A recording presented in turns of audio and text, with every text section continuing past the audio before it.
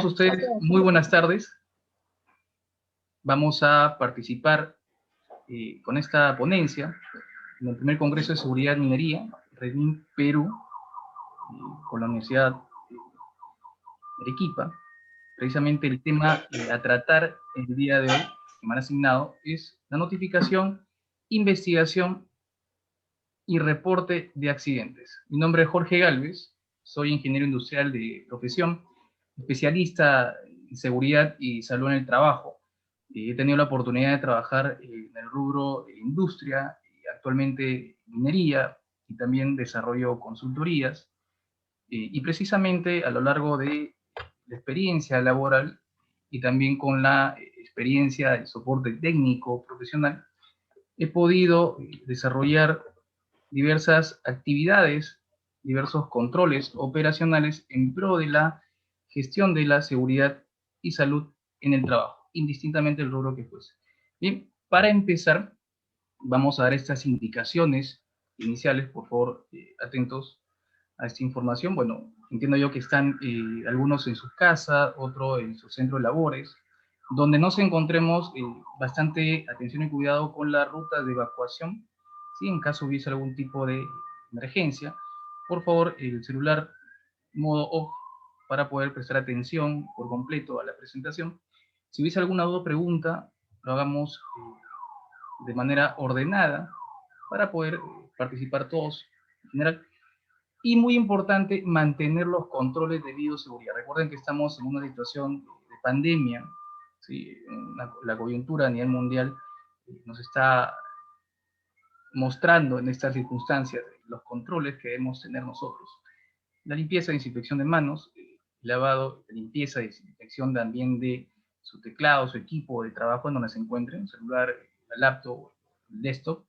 Si es que se encontrasen con más personas, mantener el distanciamiento social y los equipos de protección, en este caso la mascarilla, ¿no? Para prevenir algún tipo de contagio. Y señores, empezamos con la presentación del tema.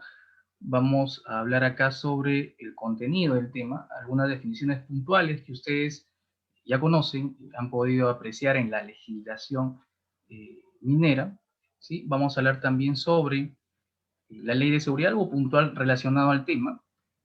Vamos a hablar sobre el Decreto Supremo 024-2016, el Reglamento de Seguridad y Salud Ocupacional en Minería, la metodología de investigación que vamos a tratar el día de hoy y un caso práctico que va a la mano precisamente con esta información.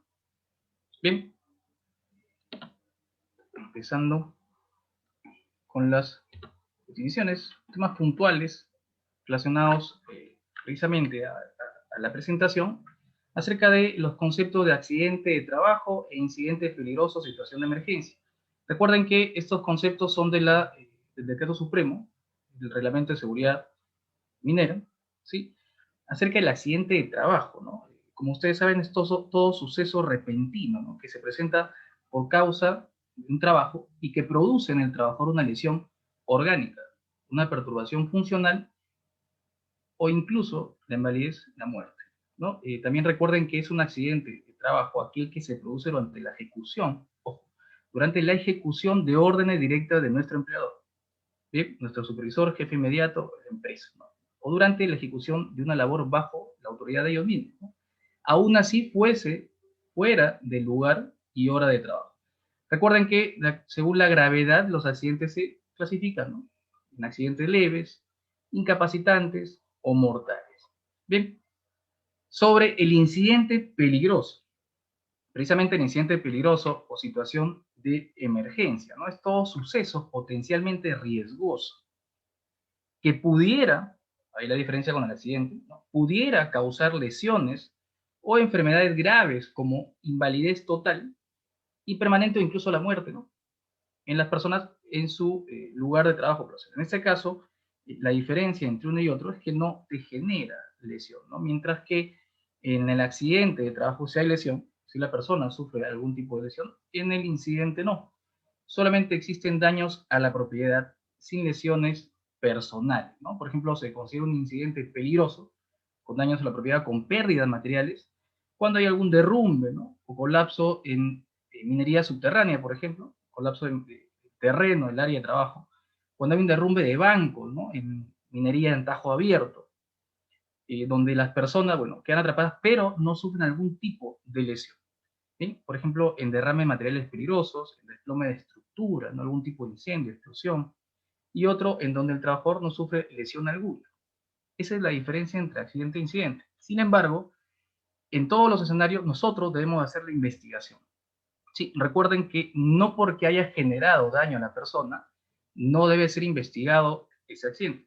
Siempre debe haber una investigación precisamente para prevenir de que no vuelva a ocurrir, de que ese suceso, ese evento, no vuelva a presentarse durante la labor que el personal se encuentre realizando.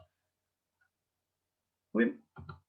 Sobre la investigación de incidentes peligrosos o accidentes de trabajo, enfermedades ocupacionales, ¿no? El concepto que nos manda la legislación, el Decreto Supremo del Reglamento de Seguridad y Salud Ocupacional en Minería, ¿cuál es? No? Es un proceso sistemático, en realidad es un proceso sistemático que nos ayuda a identificar, a recopilar, a evaluar factores, ¿no? Elementos, situaciones, puntos críticos que nos van a conducir a determinar las causas reales que originaron los incidentes, los accidentes o las enfermedades ocupacionales que se hayan presentado. La información va a ser utilizada exclusivamente para tomar las acciones correctivas y de esa manera prevenir la ocurrencia, que vuelva a suceder. Por ejemplo, acá lo he puesto fuera del sistema de investigación propia de la legislación a las autoridades fiscalizadoras, por ejemplo, los policías, ¿no? Las autoridades judiciales, realizan también sus propias investigaciones según los procedimientos que ellos tengan y sus metodologías. Vamos a entrar acá a entrar a detalles sobre la Ley de Seguridad y Salud en el Trabajo, ¿sí? La ley número 29783, precisamente acá nos menciona sobre el artículo 53. ¿Qué nos dice? Y eso es algo para que ustedes también tengan en cuenta, acerca de la indemnización por daños a la salud en el trabajo, ¿no? Si es que el trabajador, al momento de hacer una fiscalización se da cuenta de que hubo responsabilidad directa y hubo responsabilidad de las situaciones que se presentaron, no establecieron los controles, el empleador no se aseguró de que su personal no haya validado estos controles y los haya implementado en su lugar y puesto de trabajo de la persona, el empleador asume la responsabilidad total por este accidente y tiene que encargarse de indemnizar a sus derechohabientes, ¿no? a su familia, sobre los daños ocasionados a esta persona. ¿Y por qué menciono esto? Bueno, y lo defino acá también con esta imagen de la Sunafil, que es el ente encargado de fiscalizar precisamente este tipo de situaciones, los accidentes. Ellos, en su tabla de penalidades y multas, por decirlo así, califican las infracciones, ¿no? Leves, graves, muy graves, ¿no? Las leves son las que no se cumplen obligaciones meramente formales, por ejemplo. Las graves son actos contrarios a los derechos de los trabajadores, ¿no? Por ejemplo, o que se incumplen, ¿no? Bajo su responsabilidad de parte del empleador.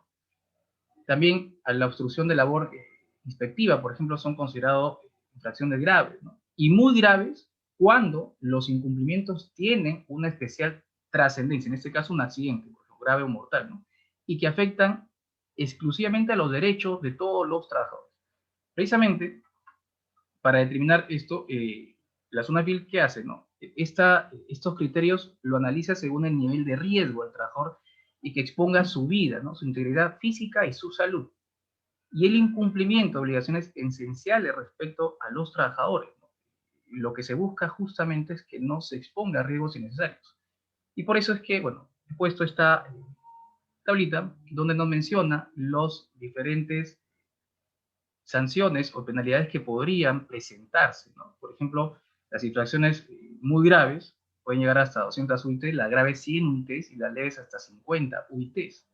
Solamente el proceso administrativo que desarrolla, en este caso, la SUNAFIL, por incumplimiento a las normas y a todos los derechos y obligaciones de parte del empleador, puede llegar una multa que no debe superar los 300 UITs por año. Si es que fuese un proceso ya meramente judicial, no, es un proceso civil, el empleador debe hacerse responsable de los daños y perjuicios. Ahí entra la indemnización, que es un monto adicional. Y si es un tema de materia penal, ya entra a tallar la pena privativa, ¿no? En caso se demuestre que ha sido responsable directamente el empleador, ¿no? Puede haber una pena privativa, y ustedes lo saben, está en la normativa, ¿no? Por muerte de 4 a 8 años, lesiones graves entre 3 a 6 años y peligro inminente de 1 a 4 años, dependiendo de la magnitud del accidente ocurrido. Bien, acerca de, vamos a entrar acá a detalles sobre el Reglamento de Seguridad y Salud Ocupacional y Minería, acerca de la notificación e investigación de incidentes peligrosos, accidentes de trabajo y enfermedades ocupacionales. ¿Qué nos menciona en el artículo 64? Y eso ustedes lo pueden ver en el capítulo 19 del Reglamento de Seguridad y Salud Minería. En el artículo 164, ¿qué nos menciona? Que todo incidente, situación de emergencia o cualquier accidente mortal debe ser notificado por el titular de la actividad minera dentro de las 24 horas de ocurrido el evento, en el formato que está dentro de los anexos, ¿no? El formato 21, en este orden a las siguientes entidades. Primero al Ministerio de Energía y Minas, mediante su portal web, luego al Ministerio de Trabajo, en este caso a la SUNAFIL, y a OSINERMIN según el procedimiento que reporta la emergencia, y también a los gobiernos regionales, según el alcance donde corresponda. Estas labores mineras en el lugar donde ha ocurrido el accidente mortal, ¿no? Deberá paralizarse hasta que el inspector de en este caso, el fiscalizador, realice la diligencia, ¿no? La investigación correspondiente. Y precisamente, en la siguiente lámina, ¿qué nos menciona? Que el titular de la actividad minera está obligado a presentar un informe detallado, ya el informe de investigación, recuerden que el anexo 21 se hacía el reporte del evento, en el anexo 22 se va a presentar el informe detallado de la investigación, dentro del plazo de 10 días calendario de ocurrido el accidente. ¿A quién? De igual manera, en este orden, a la SUNAFIL, ¿no? A los INERMIN y a los gobiernos regionales. Recuerden que también esta información debe cumplirse dentro de los plazos establecidos. No solamente por exigencia legal, sino también porque se requiere tener la información en el momento oportuno para poder establecer acciones preventivas necesarias y prevenir una ocurrencia en una situación a futuro.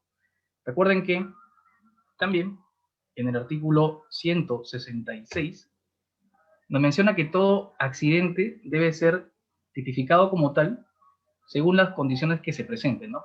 Debe ser, si es que ocurre un accidente dentro de las instalaciones, por ejemplo, o en las áreas de trabajo, por ejemplo, un trabajo que se esté realizando dentro de su jornada o indistintamente fuera de su jornada, esté en una capacitación, esté en horario refrigerio, en fin.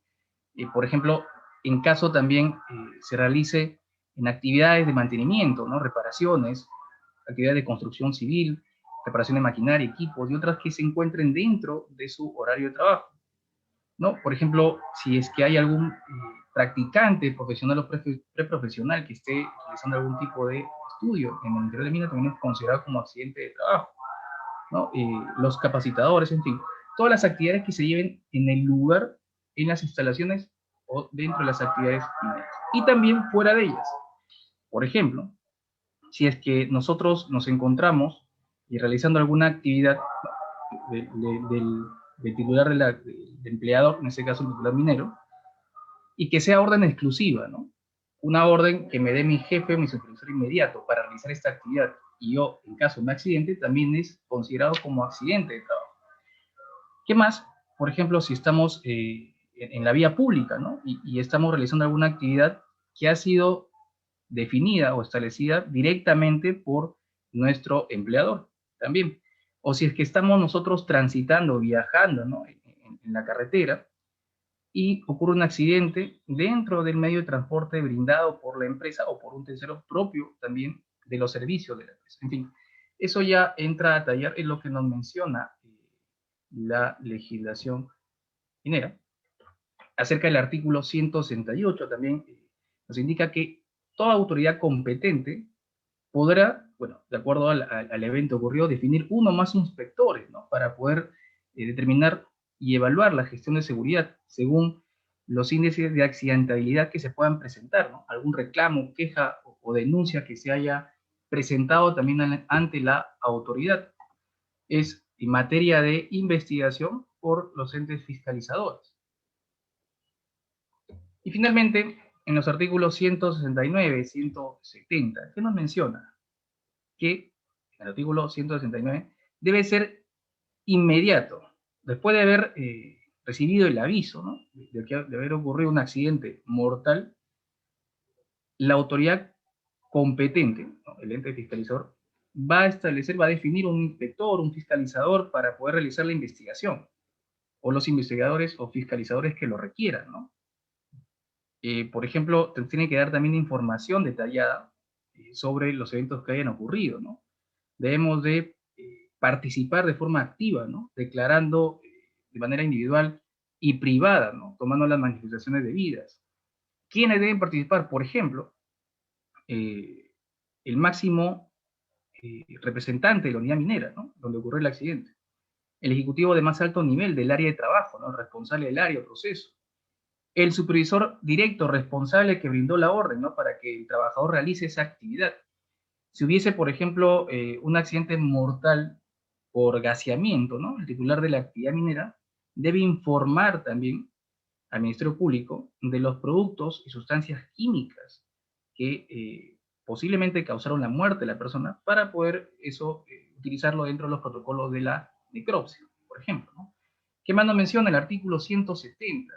Fíjense que acá el titular de la actividad minera, cualquiera que fuese, que acumulara 2 accidentes mortales en un año calendario, ¿no? En la misma unidad minera, será motivo de fiscalización especial. Esa fiscalización es más estricta. Incluso, como ustedes saben, todas las gestiones que se realicen para poder evaluar la gestión de seguridad de esa unidad minera, en el tiempo que se realice, va a estar paralizada la operación hasta que se pueda determinar y cerrar la investigación desarrollada por el fiscalizador. Y todos esos gastos que se generan para que el fiscalizador esté desarrollando esta actividad corren por cuenta de el titular de la actividad minera, ¿no? Ahí, por ejemplo, se puede considerar participación también de especialistas en temas netamente exclusivos del evento que se haya presentado, y que nos pueda dar el soporte técnico para poder investigar a detalle sobre el evento ocurrido. Bien, una vez que ya hemos podido revisar la parte de la legislación, algunos conceptos, como les menciono, que son parte de su día a día, ¿no? Propio de la gestión de seguridad en minería, vamos a hablar sobre la metodología de investigación de accidentes. Acá les voy a mostrar esta metodología que quizás ustedes lo han podido revisar o lo han podido escuchar, quizás aplicar o haber participado en alguna investigación de accidente como participante, ¿no? Simplemente participante no haciendo la investigación, sino conociendo a detalle todo este proceso, ¿no? Esta metodología de investigación que les voy a mostrar es la metodología ICAM, por sus iniciales en inglés, ¿no? Es el método de análisis de causa de accidentes. Justamente lo que se le llama coloquialmente el modelo de queso suizo, ¿no? Es el modelo causal de James Reason, que fue precisamente, bueno, es un psicólogo británico que realizó los estudios de los errores humanos y de las organizaciones. Precisamente en su modelo eh, conceptual, en su modelo causal de esta metodología, ¿no? Lo que él menciona es que se tiene que desarrollar una serie de actividades para poder enfocar los controles en los sistemas, ¿no? Precisamente lo que vamos a ver a detalle más adelante, esta metodología.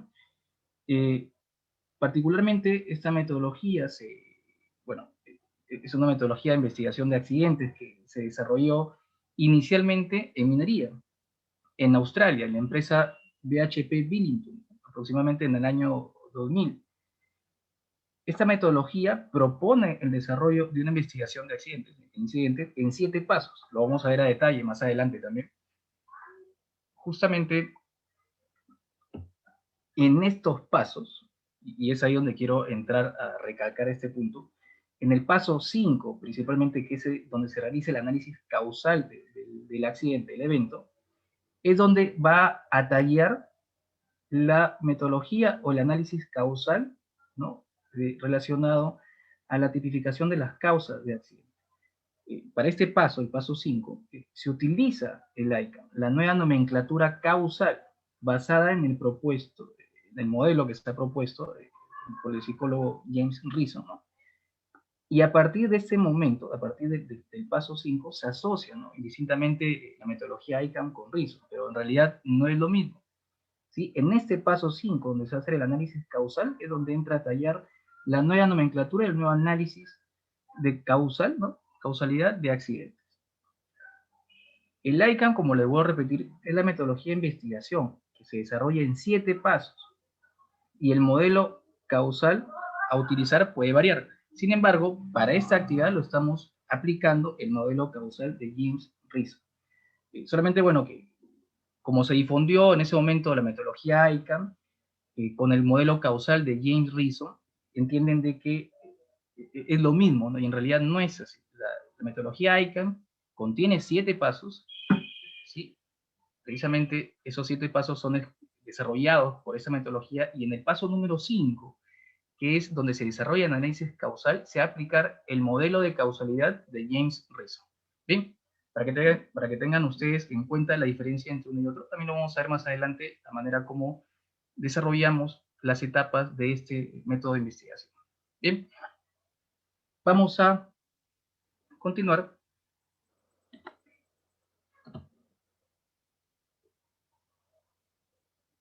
con este objetivo.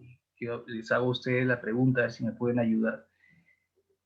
¿Cuál creen ustedes que es el objetivo principal de una investigación de accidentes o incidentes? A ver, 20 segundos. ¿Cuál creen ustedes que es el objetivo real para hacer una investigación de accidentes?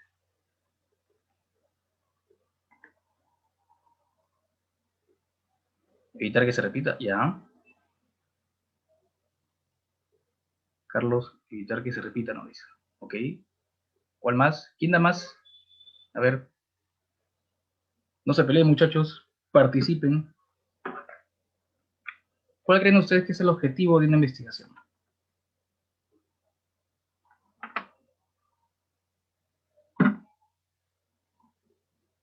La alternativa C, ¿no? Buscar la causa raíz, ya. Así es. Evitar que se repita. Bien. Efectivamente, ¿no? El objetivo principal de una investigación es evitar que se repita, ¿no? Queremos evitar la repetición, pero muchas veces nos enfocamos en buscar responsables, determinar la negligencia, ¿no? Ver quién fue el que no lo hizo ya, y a él lo vamos a atacar y lo vamos a dar con palos, ¿no? Y en realidad ese no es el enfoque. Lo que nosotros debemos buscar es evitar la repetición, que no vuelva a ocurrir en un futuro dentro de nuestras actividades. Recuerden que el error humano siempre va a presentarse. Nunca vamos a poder nosotros erradicar el error humano. Es parte de nuestro aprendizaje. Imagínense, si todo fuera perfecto, nunca podríamos seguir aprendiendo, ¿no? Tenemos que aceptar eso, es parte de nuestra vida diaria. Debemos de enfocarnos principalmente, y eso lo vamos a hacer más adelante, en evitar su repetición. Y ahora, si el objetivo principal de una investigación es evitar la repetición del evento, ¿cuál debe ser el foco principal de la investigación? ¿Qué opinan ustedes? Sí, ya les dije, ya les di un adelanto, ¿no? Un adelanto, perdón. El error humano siempre va a presentarse, ¿no? El error humano siempre va a existir. Ahora, ¿cuál sería entonces el enfoque de la investigación? Le doy otro alcance, a ver. ¿Quiénes desarrollan los sistemas? Carlos dice el sistema, Adriana el sistema, Walter el sistema. ¿Dónde deberíamos enfocarnos entonces? ¿Qué opinan ustedes?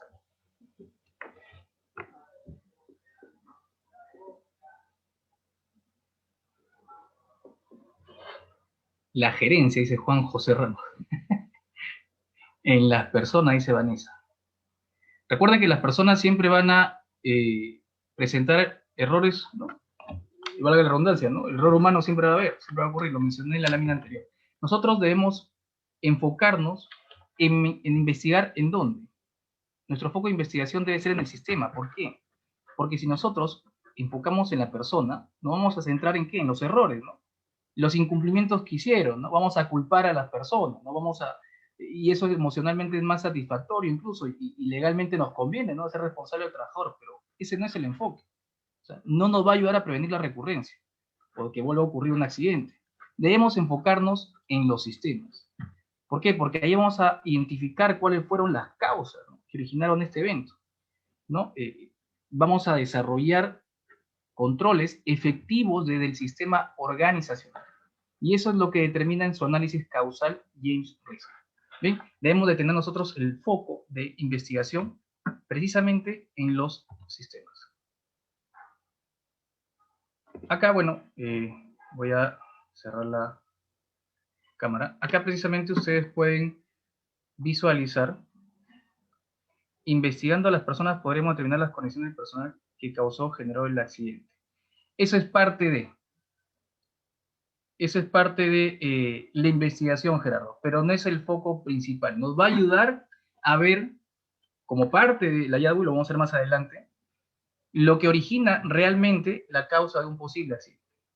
Bien, vamos a verlo más adelante a detalle. Gracias por esa opinión, Gerardo, pero lo vamos a ver a detalle más adelante, ¿sí? Acá quiero mostrarles la comparación del modelo de causalidad. Ustedes han visto el modelo de Frank Beer, que eso lo trabajan en varias metodologías, ¿cierto?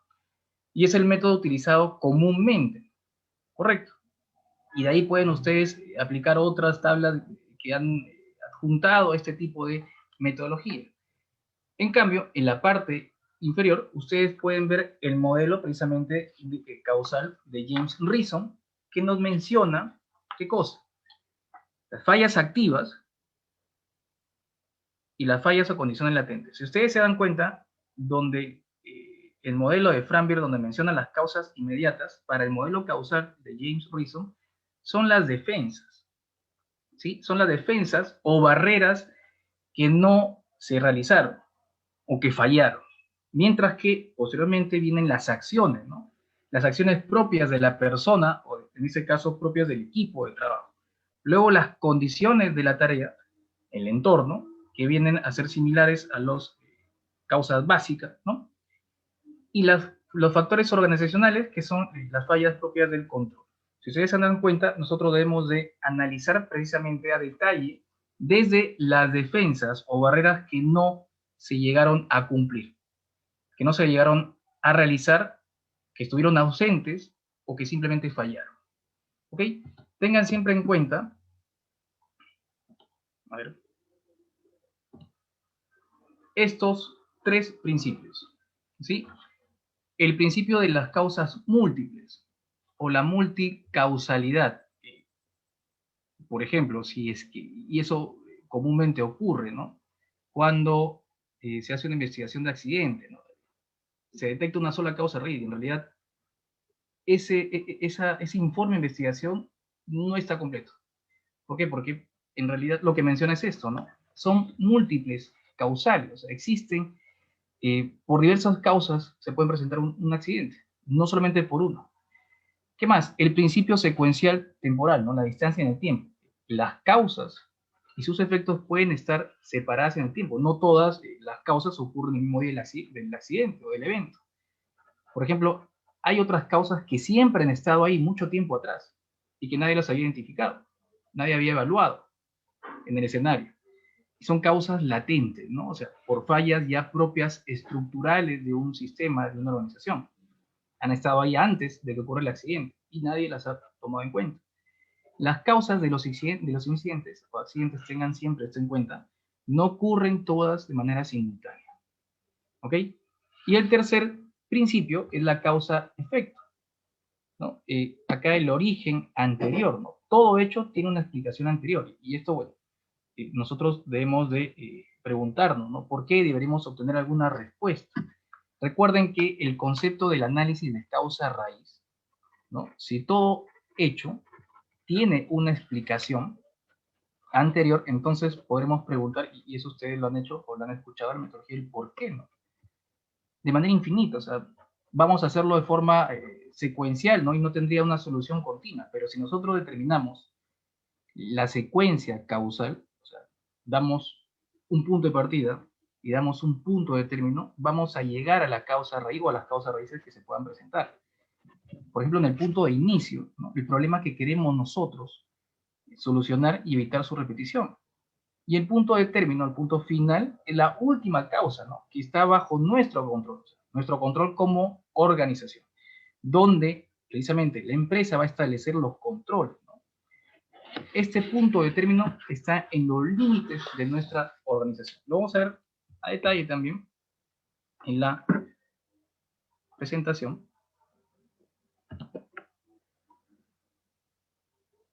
Acá precisamente vamos a entrar a tallar en los 7 pasos del proceso de investigación, ¿no? Lo que les había mencionado inicialmente. Tengan en cuenta algo, y eso es muy importante, que para la gestión de riesgos tenemos 2 pilares fundamentales, ¿no? La identificación, que les había mencionado anteriormente, y la investigación. En la identificación, y eso ustedes lo pueden también garantizar al momento de, por ejemplo, realizan sus matrices hiper, ¿no? Saliendo un poco del tema, y establecen ahí controles preventivos, ¿no? Para que no pueda ocurrir algún tipo de accidente. Ahí ustedes están identificando, están aplicando una gestión preventiva, ¿no? Están evitando la ocurrencia, están estableciendo controles específicos que van a implementarse para desarrollar una operación segura y exitosa, ¿cierto? Vamos a identificar, vamos a evaluar, vamos a definir controles, lo vamos a implementar, vamos a monitorear, vamos a hacer seguimiento y vamos a revisarlo periódicamente. En una investigación tú vas a establecer acciones correctivas que nos va a ayudar a ¿qué? A evitar la recurrencia. Vamos a revisar estos controles para que sean efectivos. Vamos a revisar el sistema, cómo desarrolla, cómo se está desarrollando el sistema en la organización, si está siendo efectivo o no con estos controles implementados. Bien, bueno, volviendo al tema, los 7 pasos del proceso de investigación, acá ustedes los pueden observar. Primero vamos a determinar acciones inmediatas al evento, luego de haber ocurrido el evento. Vamos a planificar la investigación, vamos a recopilar datos, vamos a organizar los datos, ¿no? Vamos a desarrollar toda una metodología para organizar correctamente estos datos. Y acá estoy marcando el paso número 5, que es el análisis causal del modelo de James Rizzo, que lo vamos a desarrollar también. El paso 6 vamos a definir acciones y el paso 7 vamos a elaborar el informe.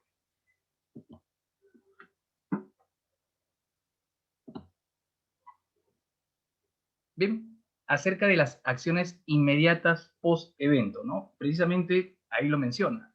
Es inmediato, debe hacerse de manera inmediata después de ocurrido el accidente o el incidente.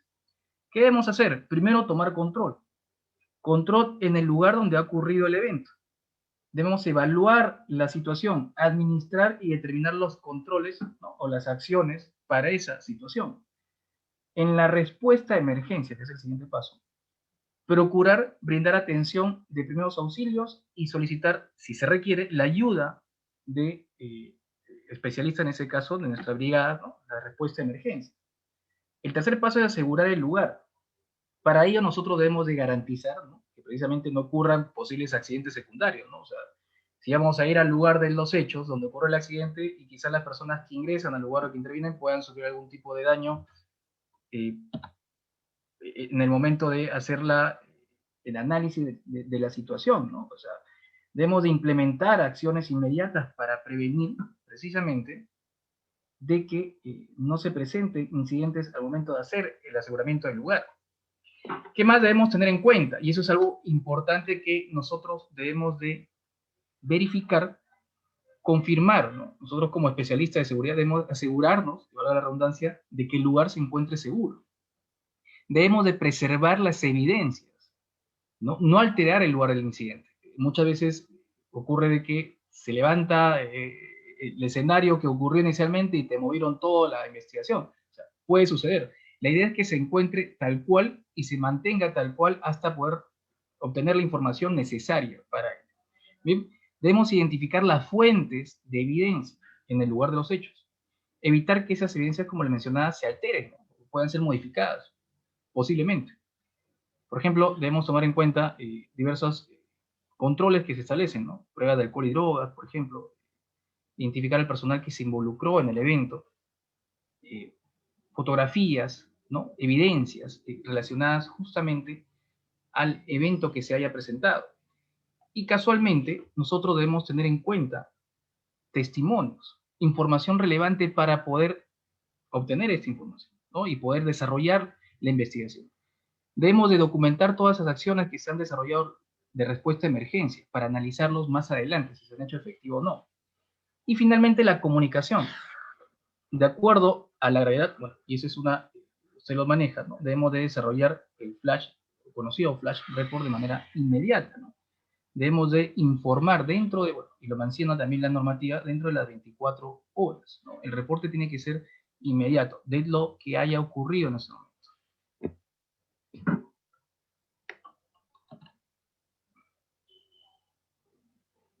En la segunda etapa, ¿sí? Acá vamos a cerrar. Bien. En la segunda etapa, en la planificación de la investigación. Acá ya una vez que hemos obtenido la información al momento de realizar las acciones inmediatas, ¿no? Hemos ido al lugar, hemos obtenido información, nosotros vamos a pasar a planificar la investigación. Vamos a asignar un equipo de trabajo, una comisión, y un líder responsable de la investigación, quien va a determinar, va a definir también los roles de las personas involucradas que van a participar en esta investigación. El segundo paso de ello es la planificación. Vamos a definir el alcance y los límites de la investigación. Vamos a planificar el proceso de investigación. Vamos a asignar los recursos y responsables. Vamos a elaborar, por ejemplo, un diagrama de carta GAN. Vamos a designar el lugar donde vamos a hacer la investigación, donde no haya interrupciones para poder desarrollar de la mejor forma ese análisis.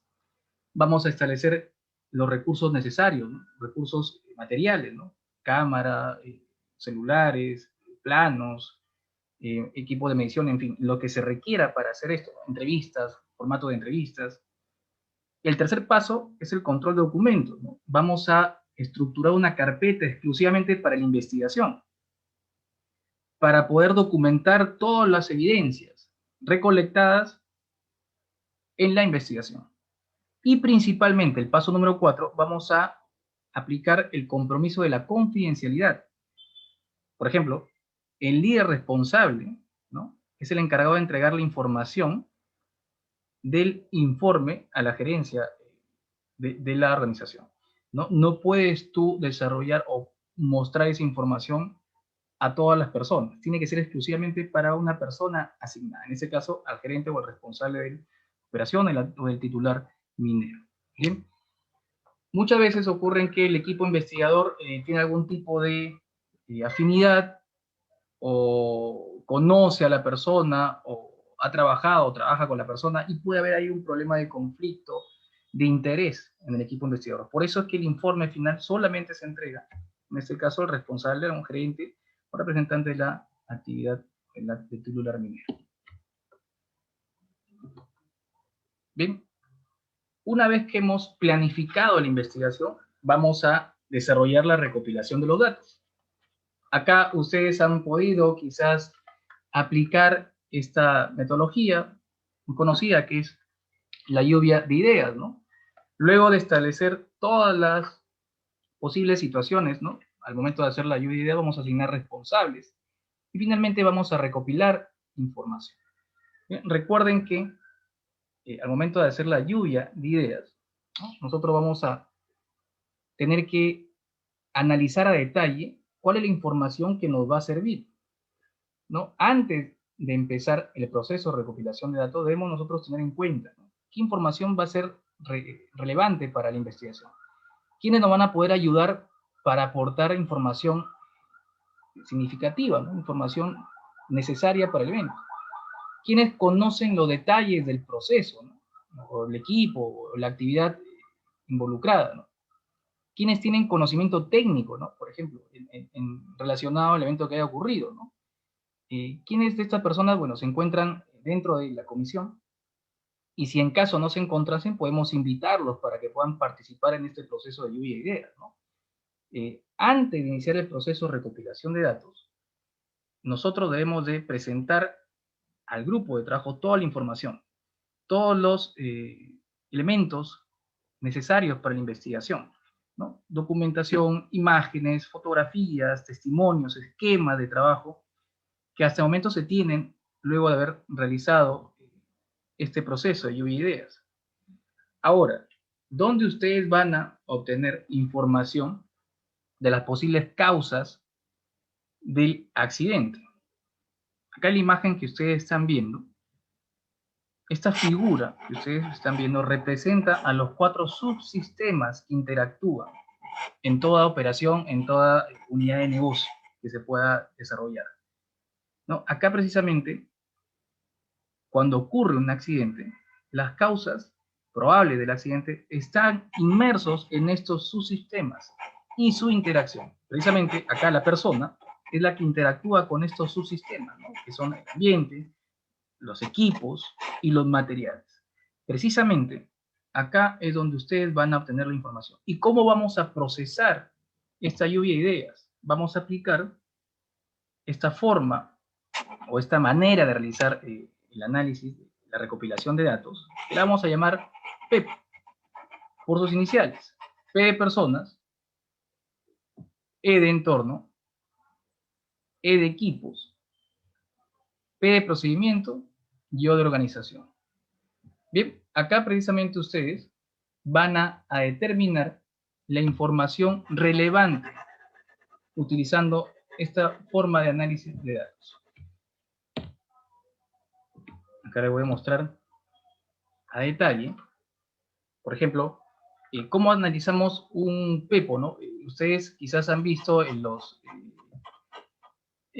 las películas de los policiales, ¿no? Donde tienen su pizarra y en la pizarra tienen varios papelitos, ¿no? Varios post-it ahí con sus diagramas, con sus flujos de investigación cuando hacen el análisis de cada una de las etapas. De igual manera se hace el PEP. Lo que precisamente vamos a realizar es el análisis de toda esta lluvia de ideas, ¿no? Que necesitamos para segmentarlo en estas categorías que acabamos de ver. Por ejemplo, acá en este caso, ¿no? En el turno noche, un operador recién ingresado al área, ¿no? Toma, bueno, lo vamos a llamar con este concepto al montacarga, grúa horquilla, para transportar una carga a la zona de despacho.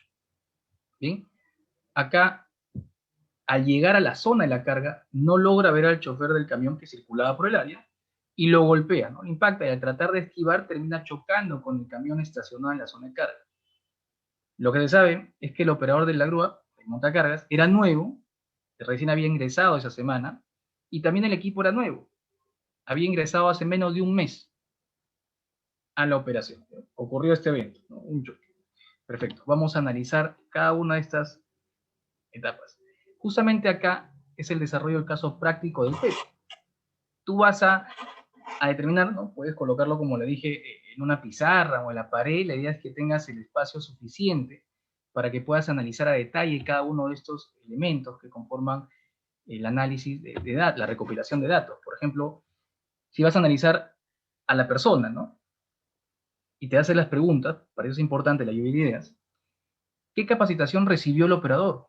¿Cuándo ingresó a trabajar? ¿Conoció las normas de conducción? ¿No? ¿Qué capacitación recibió cuando fue contratado? ¿No? ¿Hay registros de ello? ¿Cuenta con experiencia para operar este tipo de equipos? ¿El operador hizo sonar la bocina? Bueno, si es que está dentro del procedimiento, si es que lo conoce o no, ¿no? El chofer del camión conocía el área, conocía las áreas. Fíjense que hay acá 2 líneas de tiempo que vamos a analizar. Si ustedes se dan cuenta, está el operador de montacarga y el conductor del camión, ¿no? Desde ahí ustedes van analizando. El entorno. La iluminación del área era suficiente, tenía visibilidad el operador, había señalética en el lugar. ¿Cuál era la velocidad máxima establecida en el área? Estaba en buenas condiciones esta señalización, el piso estaba en perfectas condiciones, estaba limpio. En equipos y materiales, Por ejemplo, se hizo el chequeo del preuso del vehículo, del equipo, ¿no? ¿Cuándo se realizó el último mantenimiento? Si que contaba con mantenimiento. ¿Se ha presentado alguna falla? ¿Hay algún historial, ¿no? de posibles fallas de reparación del equipo? Por ejemplo, todo eso nace en la lluvia de ideas. Por eso es que esta forma es muy interesante, es muy rica en obtener información. Todas las personas involucradas participan en este análisis. Y ese es el objetivo de hacer un equipo de trabajo. ¿Cuál era la carga máxima? ¿Qué carga transportaba? ¿Cuánto pesaba? Todo ese análisis lo hacen en la lluvia de ideas. En proceso y organización, ¿existe procedimiento de trabajo? ¿Qué dice el procedimiento? Si existiese, ¿no? ¿Cómo se planifica el trabajo? ¿Existió alguna presión de tiempo? O sea, ¿había exigencia por cumplir el trabajo? ¿Estaba retrasado? ¿Estaba dentro de la hora? ¿A qué hora ingresó el trabajador? ¿No? ¿Cuántas horas llevaba trabajando? ¿Cuál era el sistema de turnos? ¿En qué turno se encontraba? ¿No? ¿En qué día de su turno? Al entrar, al mitad, por salir, también eso, y en muchas investigaciones se ha dado, ¿no? Que se analiza. ¿Cómo es el supervisor, ¿no? El trabajo.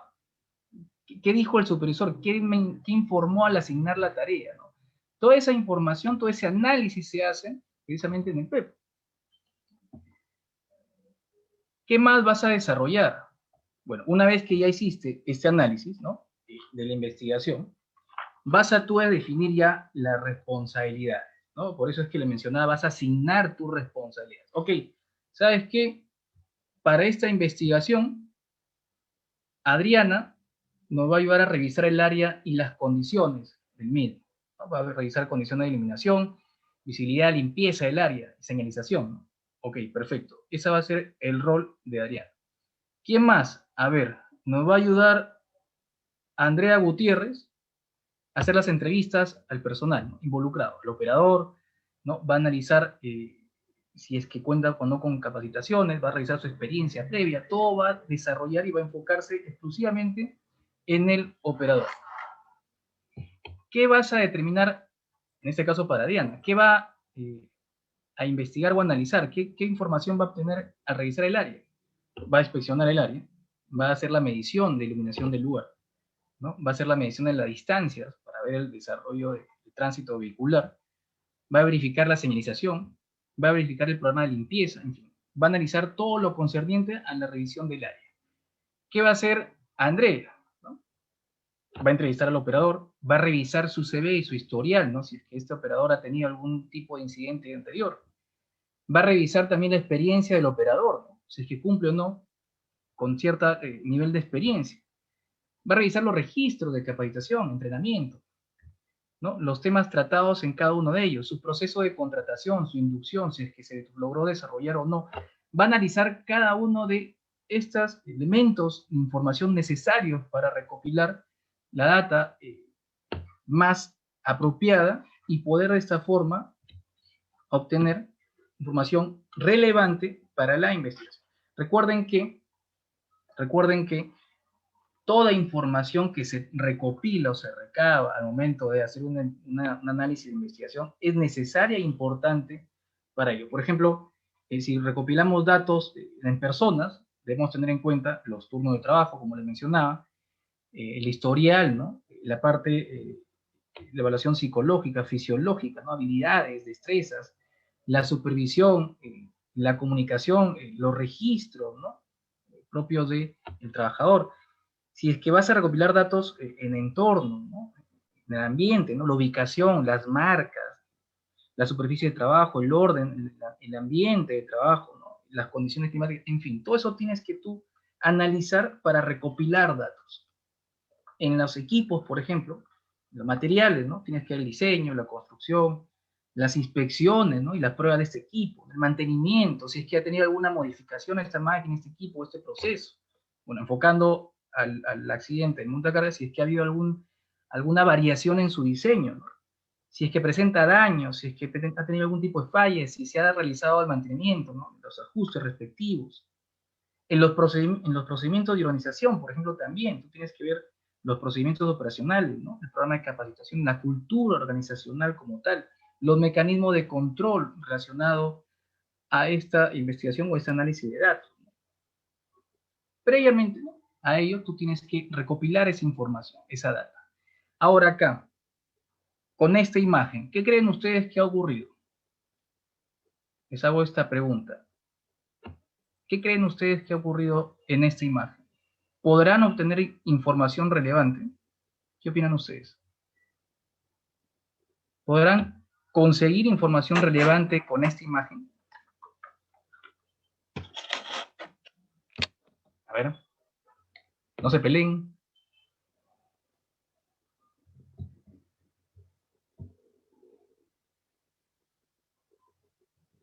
Juan dice no mucho, ¿no? Mark Mamani quiere el link de asistencia.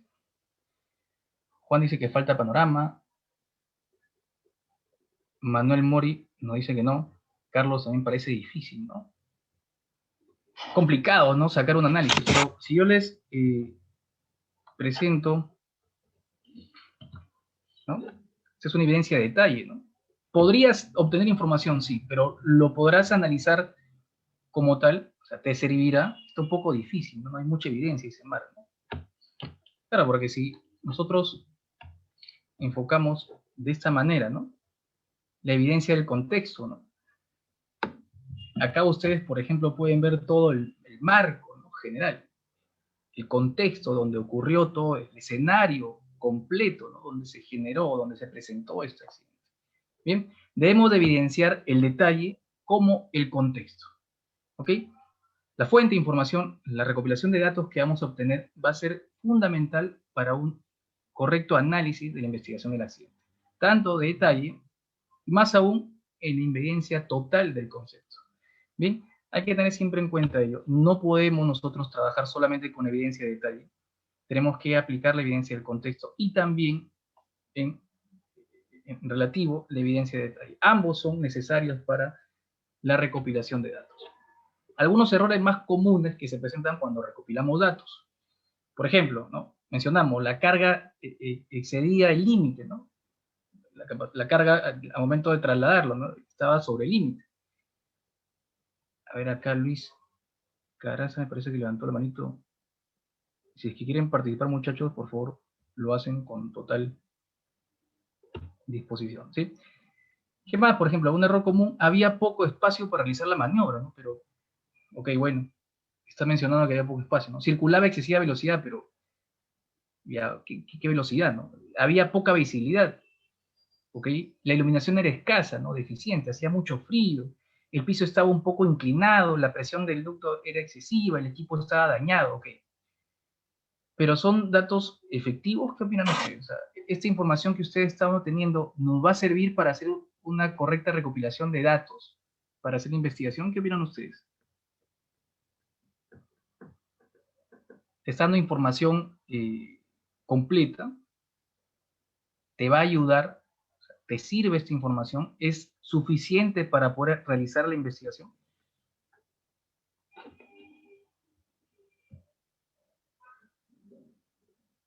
Buscar conexión, ¿no? Ok, conexión, muy bien, va por ahí el tema, ¿no? Tienes que buscar conexión, ¿no?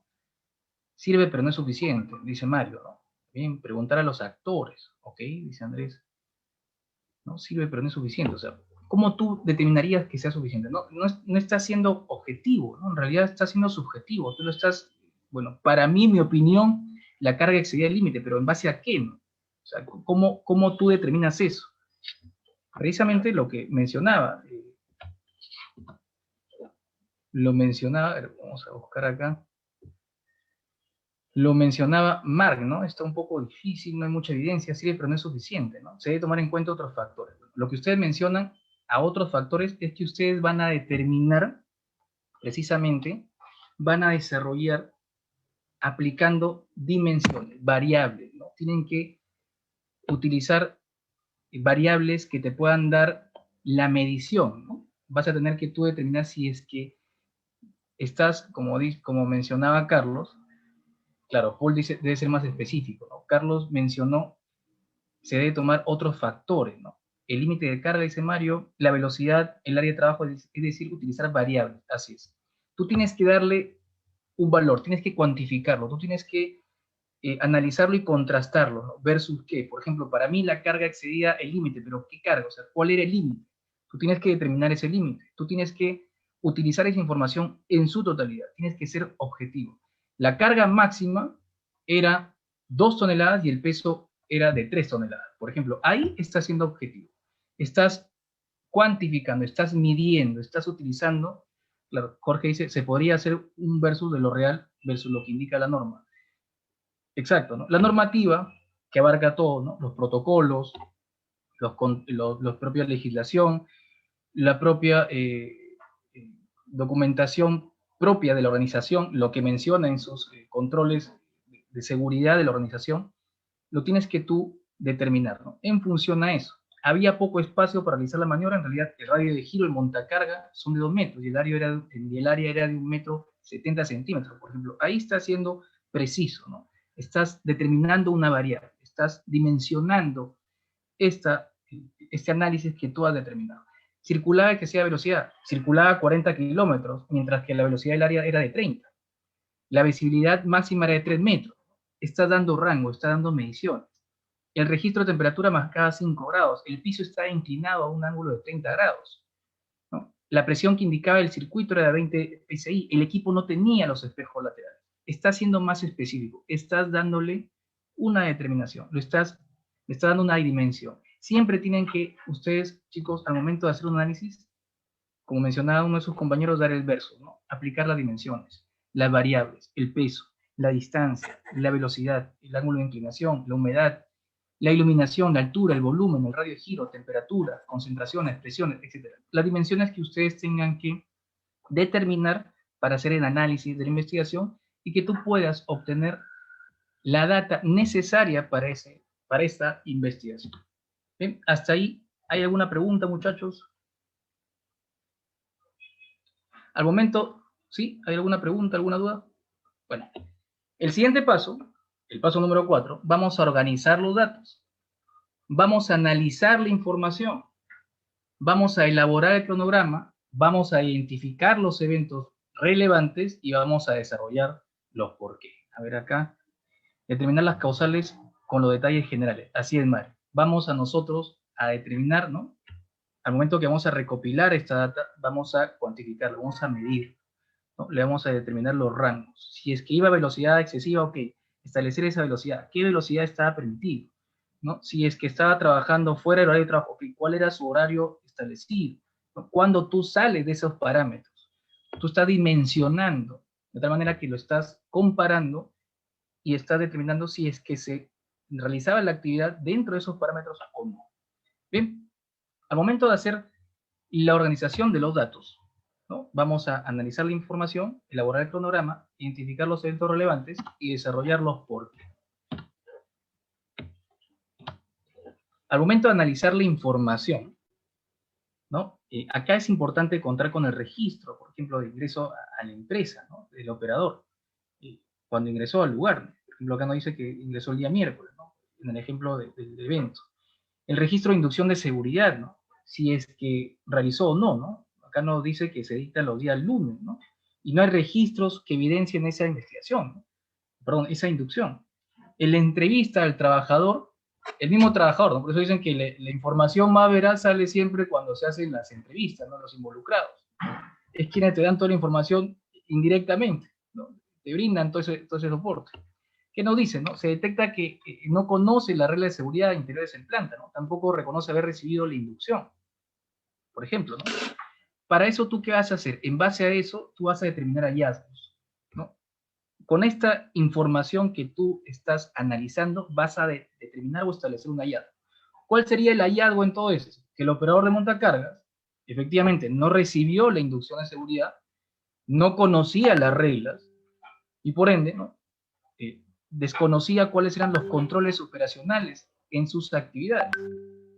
Estás obteniendo un hallazgo de esta información que has analizado, de estas evidencias. Tú vas a corroborar las evidencias que analizas versus, ¿no?, la realidad, y vas a establecer los hallazgos necesarios para la investigación.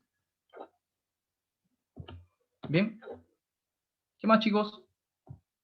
Para ello vamos a elaborar un cronograma de trabajo.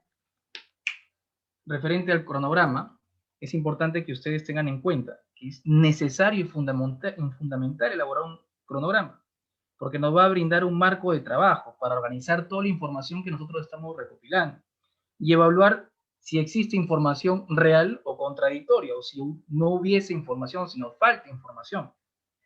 Nos va a ayudar a comprender y seguir en forma lógica, ¿no?, la secuencia, la cronología del tiempo, ¿no?, de los eventos que se han presentado. Es más fácil utilizar un cronograma, nos va a facilitar la comprensión y el manejo de incidentes simples o muy complejos. Precisamente acá, estas 4 pautas son necesarias para elaborar el cronograma, ¿no? Por ejemplo, para elaborar el cronograma, como les mencionaba, ustedes pueden utilizar también la pared, pueden utilizar una pizarra, ¿no?, para que puedan ustedes mover a su necesidad toda esta información, ¿no? La idea es de que tengan toda la información necesaria a la mano y poder establecer este cronograma de trabajo. Esta cronología de tiempo de los eventos que se han ocurrido. Primero debemos de identificar el evento, ¿no? El incidente principal corresponde a la descripción del evento, incluyendo la hora, fecha y detalles donde ocurrió el accidente. Luego vamos a retroceder en el tiempo. Vamos a identificar la secuencia de eventos anteriores al incidente en base a la información recolectada, lo que hayamos hecho en la recolección de datos, entrevistas, revisión de documentos, inspecciones en terreno. Luego de ello vamos a revisar hacia adelante en el tiempo, ¿no?, la secuencia posterior al evento. Vamos a identificar las acciones de emergencia, la mitigación, la contención desarrollada. Y finalmente, el paso 4, vamos a validar con el personal directamente involucrado. Vamos a, de acuerdo, ya se ha definido el cronograma, vamos a consultar con el personal que se involucró directamente en el evento para verificar que el cronograma sea correcto o no. O sea, vamos a contrastar la información obtenida y desarrollada y plasmada en el cronograma.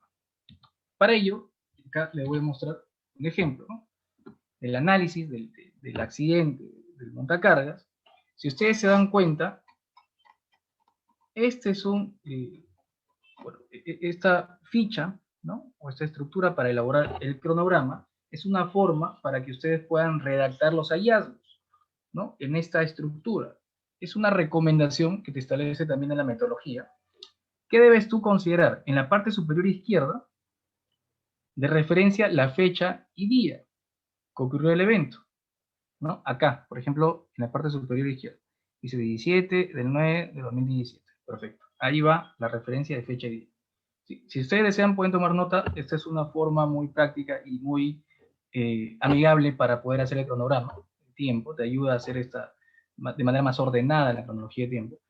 Luego, en la parte superior derecha, nos indica para establecer la hora, ¿no?, la referencia de la hora.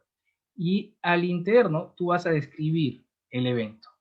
Recuerda que para realizar la redacción del evento tiene que ser de forma comprensible, utilizando verbos, acciones, cosas que se hicieron o que sucedieron. ¿Bien? Y en la parte inferior derecha, tú vas a colocar ahí el numeral del evento, ¿no?, la secuencia, para que te puedas guiar cronológicamente. Y toda esta información tú lo puedes plasmar, como le voy a repetir, como le dije inicialmente, cómo hacen en los casos policiales, ¿no?, al momento de hacer una investigación de un asesinato, de un evento, ¿no?, utilizan este tipo de análisis o este tipo de metodología para poder darle con mayor detalle cada una de las etapas, ¿no? Muy bien, volviendo al tema, vamos a desarrollar la cronología y también cronología de tiempo. Acá abajo ustedes pueden ver, ¿no?, la fecha, la hora.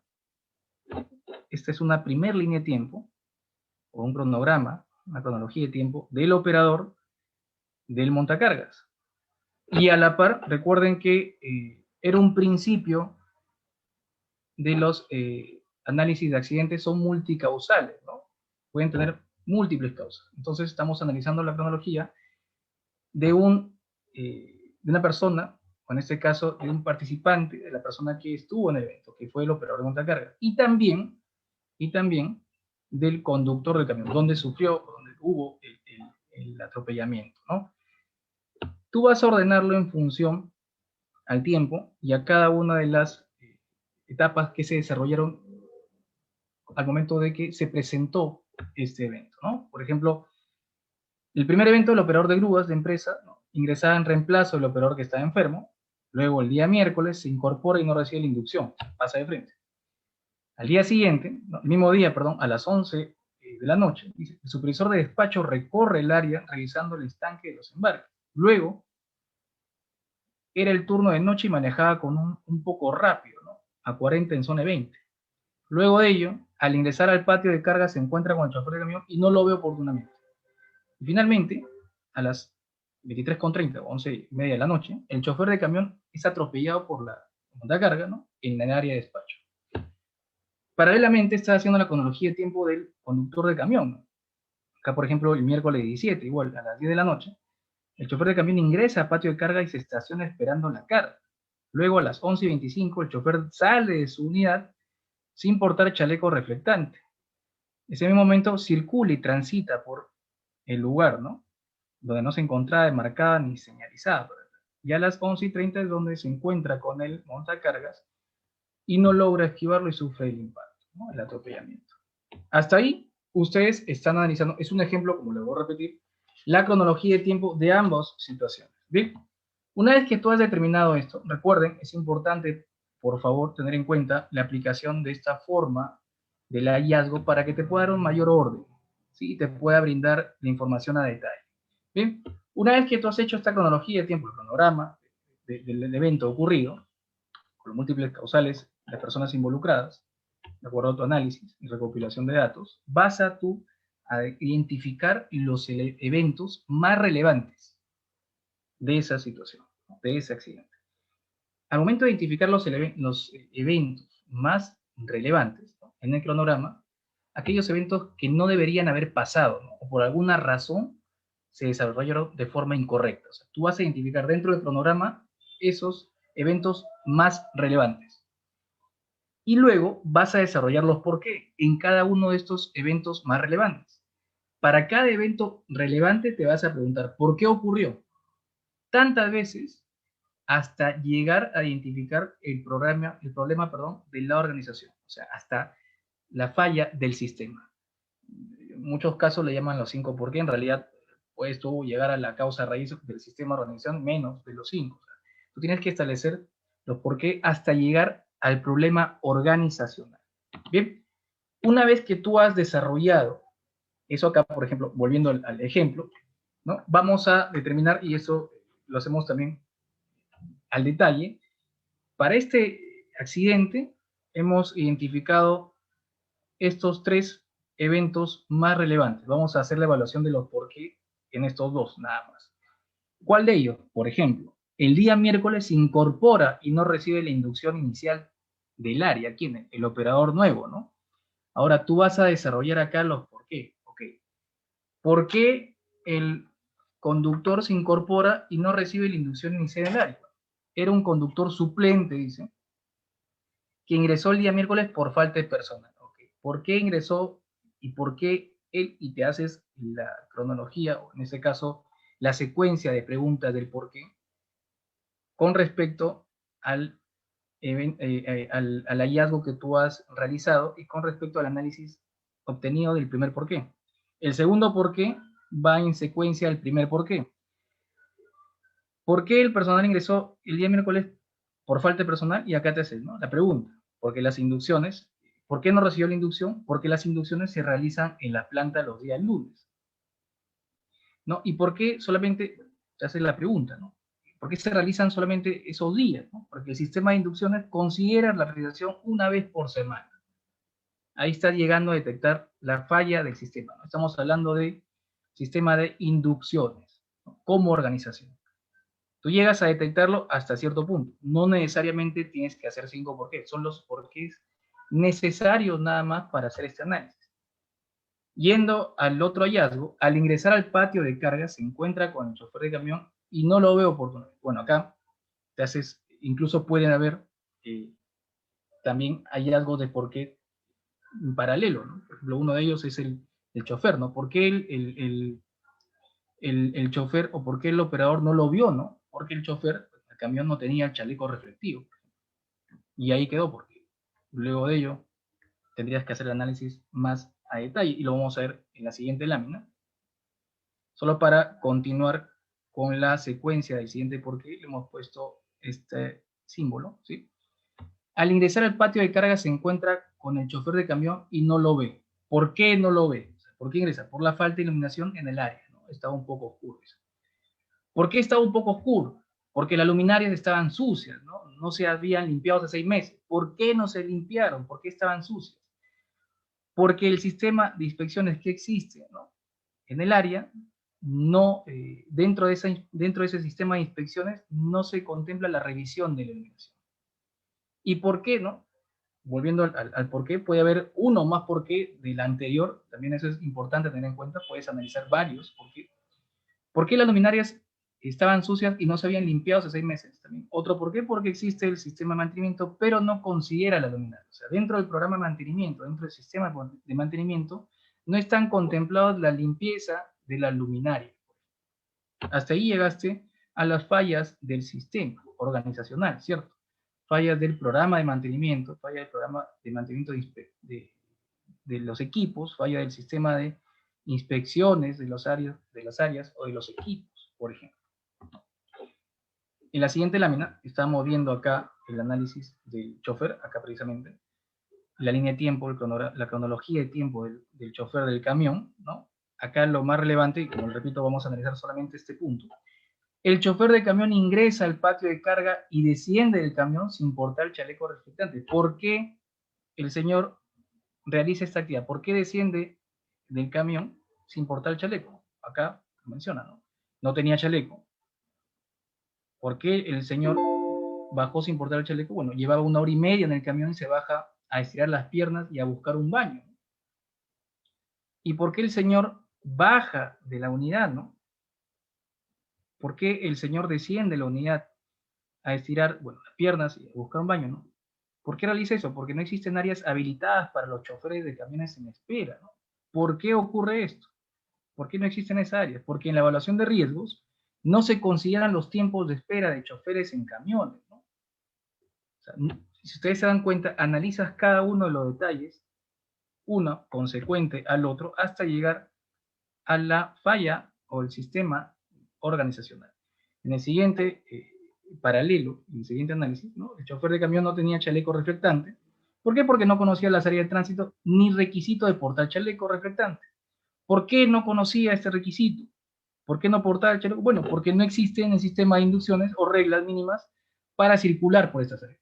Vamos viendo otra falla del sistema, ¿no?, en el sistema de inducciones. En el sistema de requisitos, ¿no?, para ingresar, no te brinda la información completa para toda persona al momento de ingresar a las áreas operativas, ¿no? Dentro del sistema de inducciones no te recalca o no existe esa regla por informar. Una vez que tú has realizado estos porqués, vamos a desarrollar el análisis causal. ¿Bien? El análisis causal, y es ahí donde nosotros vamos a realizar el modelo de James Rizzo, vamos a aplicar estos 5 pasos. Identificar las defensas. Vamos a establecer acciones individuales, las condiciones de la tarea, los factores organizacionales y vamos a validar los elementos del sistema de gestión. Bien, ustedes pueden verificar acá los distintos niveles de control, ¿no?, con fallas se puedan presentar. Acá lo que nosotros vamos a determinar es mejorar el enfoque ¿en cuál? En el sistema. ¿Sí? Tengan en cuenta que nosotros debemos determinar los controles, establecer controles, la medida de control en el sistema organizacional. Ahora, ¿qué son las defensas ausentes o fallidas? Las medidas diseñadas para prevenir o minimizar las consecuencias de errores o violaciones que producen un accidente, el error humano. Si bien es cierto, estos elementos no detectan o no protegen al sistema de fallas técnicas o los errores humanos, son medidas que, bueno, en este caso, representan medidas de control que no evitaron el accidente o no limitaron sus consecuencias. Por ejemplo, esta medida de último minuto, ¿no?, que pueden ser, y lo vamos a hacer a detalle en la siguiente lámina, medidas de conciencia, de detección, de control provisional, de protección y contención, de escape y rescate, ¿no?, que no son acciones. Para eso te tienes que preguntar, ¿no?, ¿qué se podría implementar para evitar este accidente o minimizar las posibles consecuencias, pero que no existía? ¿Qué control existía para evitar este accidente, pero que no logró evitarlo o no funcionó correctamente? Tú te haces esas preguntas en función a estas defensas, fallas o fallidas o ausentes, que no son acciones. Y para ello acá les menciono unos ejemplos de los tipos de defensa y los niveles que existen. Por ejemplo, el nivel 1 del conocimiento conciencia, de mantener a las personas en estado de alerta, ¿no? Son defensas, o sea, no te va a ayudar directamente a detener o a evitar que ocurra un accidente, pero son defensas propias para las medidas de control que, como le repito, no van a evitar que ocurra el accidente, sino van a, en lo posible, a reducir, ¿no? Minimizar las posibles consecuencias que se presentan. Mantener al personal en estado de alerta o consciente de los riesgos asociados a las tareas que se ejecutan. Estas fallas se pueden producir a nivel de los operadores o supervisores, por ejemplo, las herramientas de capacitación, entrenamiento, comunicación, la lista de verificación, checklist en forma previa a la ejecución de un trabajo. Detección, entrar en una clara advertencia, ¿no?, de la presencia como de la naturaleza de una posible situación de riesgo, ¿no? En el control y recuperación provisional, ¿no?, restaurar lo más rápidamente el sistema o devolverlo a una condición segura. En nivel 4, protección y contención, limitar las consecuencias asociadas, ¿no?, a la liberación de cualquier tipo de energía. Por ejemplo, acá entra a tallar los elementos de protección personal o colectivo, ¿no? Los extintores, los equipos contra incendios, los kits de respuesta a emergencias, ¿no? Los diseños, los sistemas de aislamiento, ¿no?, inmediato del área, otro dispositivo de contención. Y finalmente, el nivel 5 es el escape y rescate, proteger y evacuar a las víctimas potenciales del lugar lo más rápido posible, ¿no?, facilitar a la evacuación, entregar servicios de atención médica, primeros auxilios de forma inmediata. O sea, si ustedes se dan cuenta, de igual manera va a ocurrir el evento, pero lo que vas a hacer es por lo menos minimizar las consecuencias del daño que se pueda presentar. Bien, recuerden que estos elementos no detectan o no protegen al sistema de posibles fallas o errores humanos. Representan medidas de control que no evitaron el accidente o no limitaron sus consecuencias. Bien, también acá vamos a ver acerca de las acciones individuales o de equipo. Precisamente en las acciones individuales o de equipos, que son errores o violaciones que condujeron directamente al incidente. Las acciones individuales o de equipo están generalmente relacionados con las personas que tienen contacto directo con el equipo o material. Siempre están comprometidos activamente. Alguien hizo o no hizo, ¿no?, y tiene directa relación con el incidente. Por ejemplo, acá las acciones, los actos, las fallas activas, ¿no?, son las que desencadenan el incidente. Te tienes que preguntar qué error o violación se ha cometido con respecto a un procedimiento práctico norma. ¿Qué fue lo que no se hizo o qué se hizo que no debió haberse hecho, ¿no? En base a ello tú vas a hacer este análisis. Deben ser, recuerden, estas acciones individuales deben ser acciones, deben existir un verbo, debe ser una no conformidad, o sea, una desviación. Tú estás determinando o analizando una no conformidad o una desviación. Desviación porque estás incumpliendo una norma, un procedimiento, un protocolo, ¿no? Alguien hizo algo que no debió hacer o alguien no hizo algo que realmente debió hacer. En base a eso, tú vas a también a determinar, ¿no?, acá algunos ejemplos, ¿no?, respecto a los análisis de acciones individuales o de equipo, ¿no? Por ejemplo, operar equipos o máquinas sin tener autorización, no señalizar o advertir, falla en el sistema, ¿no?, en el aseguramiento, operar a una velocidad inadecuada, hacer inoperante los dispositivos de seguridad, por ejemplo, usar equipo defectuoso, usar incorrectamente los equipos de protección personal, la carga incorrecta, el almacenamiento incorrecto, el levantamiento inadecuado de cargas, la posición de tarea inadecuada, realizar mantenimiento inadecuado de equipo, hacer bromas, trabajar bajo influencia de alcohol o drogas, uso inapropiado del equipo, no cumplir con los procedimientos de instrucción, en fin. Es indeterminado algunos ejemplos nada más que he podido mencionar acerca de las acciones. Ahora vamos a determinar las condiciones de la tarea del entorno. Condiciones que existían inmediatamente antes o a la hora del incidente que influyeron en el evento. Son las circunstancias bajo las cuales el error o la violación por incumplimiento tuvo lugar y se relaciona con las exigencias de la tarea, el entorno de trabajo, la capacidad individual y los factores humanos. Los elementos internos a la persona son los factores humanos, los factores personales, y los elementos externos, ¿no?, que son los factores de trabajo. Tú tienes que hacerte la pregunta, ¿no?, ¿qué condiciones de la tarea o entorno motivaron o favorecieron para que se genere este evento, ¿no? Para que produzca la ocurrencia de las acciones individuales o de equipo. ¿Qué tipo de factores personales o de trabajo pudieron influenciar, ¿no? o generar estos errores cometidos? ¿No? Recuerden que estas condiciones de la tarea del entorno favorecen a los errores y violaciones. Puede ser un factor personal, por ejemplo, ¿no? Y lo vamos a ver más adelante, fatiga física, falta de conocimiento, problema de salud, falta de experiencia, falta de habilidad, fatiga mental, etc. Como puede ser, también ser un factor del entorno, ¿no? El entorno de trabajo, como complejidad de la tarea, ¿no? Problemas para comprender la tarea, ¿no? Presión por realizar el trabajo, herramientas defectuosas, falta de espacio en el lugar de trabajo, ¿no? Tareas con poco tiempo asignado, instrucciones confusas, poco claras, no bien definidas, que son consideradas como factores del entorno. Y acá podemos ver estos ejemplos, ¿no? Lo que les había mencionado.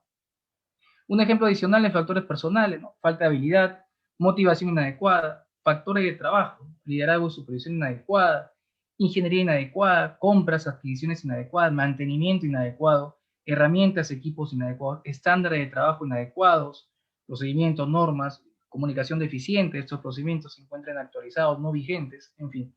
Todas estas condiciones de tarea o entorno son los que conllevan los factores personales y factores de trabajo. Bien, son algunos ejemplos, como le dijo, no es limitativo, como les dije, pueden existir muchos más. Los factores organizacionales, que son enteramente elementos propios del sistema de gestión de la organización. Acá nos explica el origen del incidente, o el último control, ¿no? Podrían estar inactivos, incluso no pueden estar detectados por mucho tiempo, ¿no? Son fallas latentes, por eso les decía que han estado tiempo en el evento y que no se han llegado a identificar en su momento, o sea, han estado tiempo atrás de que ocurriese ese evento. Sus efectos, o los efectos que se manifiestan, ¿no? entran en combinación con las condiciones, los errores y las violaciones. Y su solución, si bien es cierto, tiene un efecto a mayor plazo. Acá vienen a tallar las fallas del sistema, ¿no? Generan las condiciones de trabajo, afectan o son los responsables directos de los factores personales, corresponden con el diseño del sistema de control, la planificación, la definición de las competencias laborales, ¿no? por puesto de trabajo, en fin, todo lo que conlleva un factor organizacional. Acá lo que ustedes deben hacerse la pregunta para analizar las fallas del sistema: ¿qué actividad o elemento del sistema de gestión podría haber evitado o minimizado la generación de este accidente? ¿Qué actividad o elemento del sistema de gestión no se encontraba implementado de manera correcta o no estaba bien definido? ¿Qué sistema podríamos implementar para prevenir este tipo de incidentes en el futuro? Acá les voy a mostrar unos ejemplos, ¿no? de factores organizacionales. Sistema inadecuado, miren. Tenemos que describir tal cual detectamos y analizamos la falla. Falta o no existe alguno de los elementos en el sistema. A nuestro sistema le falta algún elemento. ¿Cuáles? Por ejemplo, falta el sistema de examen de salud. En esta empresa no se realizan exámenes de salud preocupacionales. Nunca lo hemos hecho. Esa no forma parte de los procesos de contratación. Ese es el análisis que tú tienes que hacer. No vas a colocar tú, por ejemplo, no sé, se me ocurre falla en el sistema de salud, ya, pero ¿qué cosas? Tienes que detallar, informar cuál es la falla real de tu sistema. Estándares inadecuados, otra falla. Existe el elemento, pero no se encuentra definido, ¿no? o está mal definido en la forma incompleta. Ok, tú tienes que determinar ahí. Falta el control de la vista en examen de salud. En esta empresa se realiza un examen de salud básico a todo el mundo. Radiografía, examen de sangre, encuesta de salud. Nunca hemos realizado exámenes de control visual. Por ejemplo, está siendo más incisivo, más preciso, más real en el análisis. Cumplimiento inadecuado, ok, pero ¿sobre qué? Existe el elemento, se encuentra bien definido, pero no se cumple, no se implementa, no está activo. ¿Pero qué elemento? No se cumple con los exámenes de salud. Vas a escribir, la persona, ¿no? que participó en el accidente pertenece a una empresa de servicio de mantenimiento, ingresó sin los exámenes de salud completos porque se autorizó el ingreso por la falla en la planta, se requería una reparación urgente. Fíjense que acá tú estás analizando a detalle las fallas en el sistema, fallas propios ¿en qué? En sus estándares, en su normativa, ¿no? ¿Cuáles son los elementos del sistema? Y eso ustedes lo conocen. Por ejemplo, la política de la empresa, la identificación de peligro, evaluación de riesgos, la gestión de requisitos legales, por ejemplo, la planificación, objetivos y metas, los programas, la definición de estructura organizacional y responsabilidades dentro de la empresa, el sistema de capacitación y entrenamiento, el proceso de comunicaciones, el sistema de control de documentos y registros, el sistema de selección y contratación de personal, los controles operacionales, el sistema de mantenimiento, las inspecciones, el sistema de preparación y respuesta ante emergencias, por ejemplo, el proceso para el seguimiento, monitoreo y control y análisis y evaluación de los indicadores de gestión de seguridad, la gestión de incidentes, accidentes, enfermedades ocupacionales, la gestión de las acciones correctivas, el proceso de auditoría, la revisión por la dirección. Esos son elementos del sistema. Tú tienes que analizar a detalle cuál fue la falla que se generó en cada uno de estos elementos. Acá lo estamos viendo. Sistema inadecuado, estándares inadecuados, cumplimiento inadecuado, y tú tienes que detallar ese análisis de cada uno de ellos. ¿Bien? Luego de eso, vamos a validar los elementos del sistema. Los factores organizacionales que ustedes han identificado. Háganse esta pregunta, ¿no? ¿Existe el origen, el origen del incidente? ¿Se relacionan correctamente con las causas identificadas? ¿Su solución corregirá a futuro y evitará que esto no vuelva a ocurrir? O por lo menos sea menor el posible impacto que se pueda presentar. En base a ello, tú vas a determinar cuáles fueron esos elementos del sistema que debes de validar y corroborar, que efectivamente ayuden a prevenir una ocurrencia a futuro. Vas a mejorar tu sistema de tal forma que te garantice una efectividad en los controles. Bien, volviendo al ejemplo, sobre las defensas ausentes y fallidas, en el ejemplo del accidente de montacargas, no había señalética de límite de velocidad en el sector de embarque, por ejemplo, el chofer de camión sin chaleco reflectante, ¿no? El operador suplente no tenía conciencia suficiente sobre el riesgo de circular a excesiva velocidad. Esas son las fallas, ¿no? Las defensas que estuvieron ausentes, ¿no? Que no se llegaron a realizar. Quizás aplicando estos controles, que como le digo, no va a ayudar a prevenir el accidente, pero por lo menos va a minimizar sus consecuencias, ¿no? Luego, el paso, las acciones individuales o de equipo. Acá, el operador de montacarga circula a 40 kilómetros en zona limitada a 20. El chofer de camión desciende del camión sin portar chaleco reflectivo y transita fuera de las áreas delimitadas. En las condiciones de la tarea y el entorno, las luminarias se encontraban sucias, no se había limpiado hace 6 meses, ¿no? Las áreas peatonales no estaban señalizadas, el chofer de camión no había recibido inducción, el operador de montacarga estaba nervioso por una conversación con el jefe, y a detectar eso, a realizar en el análisis, la recopilación de datos. El operador de grúa no había recibido inducción sobre los riesgos del área y desconocía la velocidad, y los factores organizacionales. El sistema de inducción considera la realización una vez por semana, no existe sistema de inducción para los choferes o visitas que vienen al proceso de carga, el programa de mantenimiento no contempla las luminarias, en las inspecciones no se revisa la iluminación, no hay estándares en la organización para la señalización de tráfico, en fin, todos los factores organizacionales que se puedan determinar. Una vez que tú has establecido este análisis, vas a desarrollar tu análisis causal, utilizando todos los datos de la información del cronograma, ¿no? Y todos los por qué, los datos de los PEPUs, toda la información que has obtenido en los pasos anteriores, ¿no? El paso 1, 2, 3 y 4.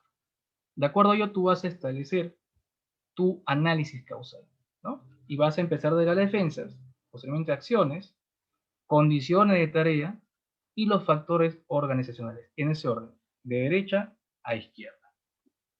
¿Ok? En la defensa vamos a identificar las defensas ausentes, lo hemos hecho. En las acciones vamos a identificar las acciones individuales en equipo. En las condiciones de tarea, para cada acción, identificar las condiciones de la tarea y el entorno. Y en los factores organizacionales, para cada condición vamos a identificar los factores organizacionales, las fallas del sistema, que no existían y que se pueden implementar, o que no existían y no funcionan, o que no se están cumpliendo. Una vez que ha desarrollado ese análisis, bueno, lo tenemos acá en el ejemplo. El evento, un operador de grúa, o en este caso, montacarga, lo vamos a llamar, choca, ¿no?, un camión estacionado en el área de carga, atropellando al chofer, el evento. ¿Cuáles son las consecuencias de este evento? El camión sufrió desperfectos, la grúa dobló la unidad de carga, quedó fuera de servicio, el chofer resultó con la cadera rota y 6 meses inhabilitado. Vamos a analizar las defensas ausentes o fallidas. El operador suplente no estaba consciente sobre los riesgos del área, no hay señalización en el área para los límites de velocidad, el chofer de camión se encontraba sin chaleco reflectivo, las acciones individuales o de equipo, el operador de montacarga iba a 40 en zona de 20. El chofer desciende del camión y transita por el área sin el chaleco reflectivo. Las condiciones de la tarea o del entorno. El operador estaba nervioso por una discusión con su jefe, la nueva. El operador suplente no conocía las normas, venía de otra empresa y no recibió la inducción de seguridad. El chofer de camión desconocía la norma de seguridad, tampoco recibió inducción. No se habían limpiado las luminarias desde 6 meses. Estaba un poco oscuro, era turno noche. Las personas, bueno, en este caso, las áreas peatonales, no estaban señalizadas. Los factores organizacionales, en base a esas condiciones, los jefes no conversan habitualmente con los trabajadores. La inducción se realiza una vez por semana. En las evaluaciones de riesgo no se consideran las visitas o personal de carga externa. El programa de mantenimiento no contempla luminarias. En las inspecciones no se revisa la iluminación. No hay estándares en la organización sobre la señalización de tráfico. Has llegado a detectar los factores organizacionales. Una vez que has llegado a establecer tu análisis causal, vas a definir las acciones. Ahora, hay que tener bastante cuidado con este concepto. Las acciones de mitigación y las acciones correctivas. La aplicación de la jerarquía de controles y la validación de acciones. Para ustedes, chicos, ¿qué creen ustedes qué se les viene a la mente que pueden ser acciones de mitigación y acciones correctivas? ¿Qué opinan ustedes? ¿Cuál creen ustedes que nos va a ayudar a mejorar las fallas del sistema?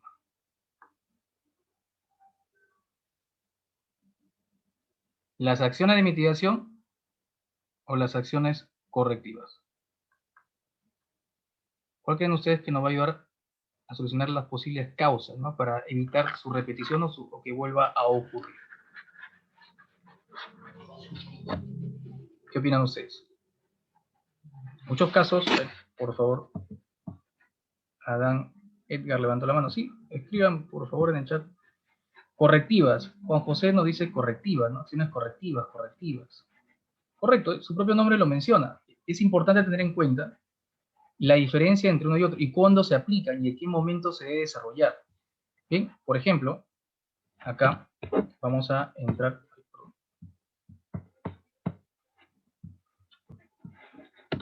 en las acciones de mitigación. ¿Por qué acciones de mitigación? Fíjense, para las acciones de mitigación, de corrección, ¿no? Acciones inmediatas para solucionar el problema en ese momento, cuando ocurrió el evento. En cambio, las soluciones para las causas, ¿no? Para evitar que vuelva a ocurrir, son las acciones correctivas y preventivas. Vamos a ver a detalle. Precisamente en las acciones en el contexto del sistema de gestión, los accidentes o los incidentes, ¿no?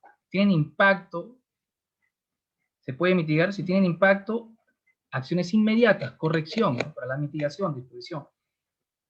Si no tienen impacto, bueno, se hace una investigación, identificamos las causas, aplicamos acciones correctivas. Las acciones de mitigación son para las soluciones del problema en el momento. Las acciones correctivas son para solucionar las causas que originaron este evento para que no vuelva a ocurrir. ¿Bien?